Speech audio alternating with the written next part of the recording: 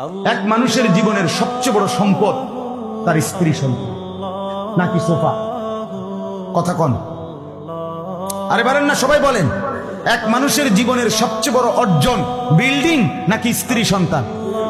তো তাইলে আপনি দি বিল্ডিং এর মধ্যে ডিজাইন করতে করতে ডিজাইনের রগ রেশা উঠে গেছেন।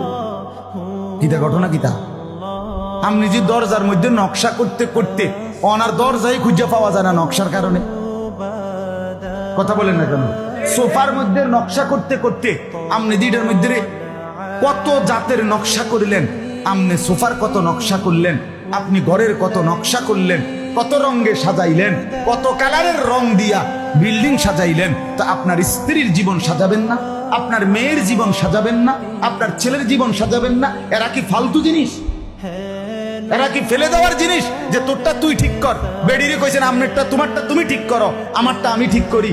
ছেলেরে বলছো বাপ তুই তোর হমান্য ফুলাইনের লগে তুই তোর মতো ঠিক কর। মেয়েরে বলছে তুই তোর হমান্য মাইয়াগর লগে তোর যেটা মনে করে এটা কর। তো এটা নিয়ে কথা ছিল,